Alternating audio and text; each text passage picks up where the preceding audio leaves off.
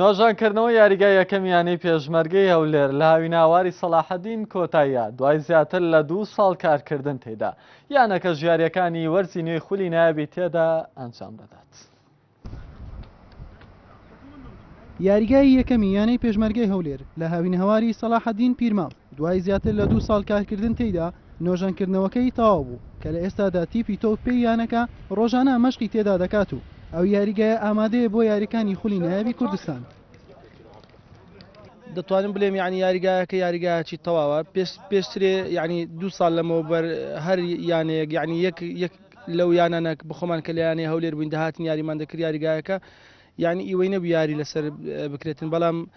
سوپاس بەخوا یاریەکان نۆژەن کردیتەوە ئێستاکە بە شێوەیەکی یعنی پێشکەوتو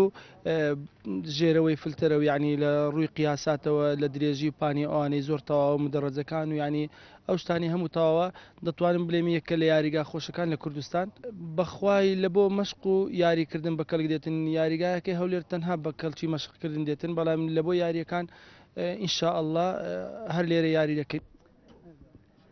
ئەو یاریگایە لە ساڵی 2004 بە ڕووبەری 8512 مەتر دووجا دروست کراوە بە پانی 76 مەتر و درێژی 112 مەتر. لە ساڵی 2011 بڕیاری نۆژەنکردنەوەی درابوو یانەکە 650 ملیۆن دیناری لە نۆژەنکردنەوەی یاریگاکە خەرج کردووە کە 500 ملیۆنی لە وەزارەتی ڕۆشنبیری وەرگرتووە و 150 ملیۆنی خۆشی لەسەردانەوە بۆ ئەوەی بە تەواوەتی ئامادە بێت بۆ یاریەکان. بەڵێ سپاس بخوای گەورە دوای 2 ساڵ چاوەڕوانی یاریگای یانەکەمان لە هاوینهاواری سەلاحەدین کە یاریگای یەکەمی یانەکەمانە نوێژەن کراوە ئەوش لەسەر بودجێ حکوومەتی هەرێمی کوردستان و لە زمنی بودجەی 2011 بوو کە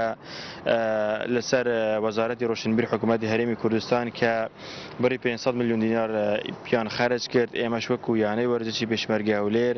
بەری 150 ملیۆنمان ئیزافەی ئەو پارەیە کرد کوی گشتی سەرجەمی ئەو پارەیە 650 ملیۆن دینار بوو. سپاس بخوای گەورە ئەمڕۆ کە یاریگاکەمان لە هاوینهاواری سەلاحەدین نوێژەن کرایەوە مواصفاتانە تێدایکەوە لەگەڵ ستانداردی جیهانی هاوتەری بە مواصفاتەکانیش حقیقەت فریزەکە فریزە صناعیە بەڵام هۆڵندیە و هەروە هەموو سیستەمێکی تێدا سیستەمی مەڕەشات و سیستەمی فلتەر و شویفات و ئیسفەنج ئەو شتانەی هەموو تێدایە بووە من هیوادارم ئەم ساڵی بتوانین ئەنجامێکی باش و دڵخۆشکار بەدەست بێنین. دەستەی کارژێڕی یانەی پێشمەرگەی هەولێر ئەنجامە خراپەکان و شکستەکانی یانەکەی لە وەرزی ڕابردووی خستە ئەستۆی یاریگای دۆمی یانەکەی لە هەولێر بەڵام لەم وەرزە ئەو تیپە لە یاریگای یەکەمی یاری دەکات و بەرپرسانی یانەکە دەڵێن لە ئێستادا هیچ کێشەیەکیان نییە تاوەکو ئەنجامی خراپ ڕوبەڕوویان بێتەوە. حوسێن محەممەد کەناڵی ئاسمانی پێیام هەولێر.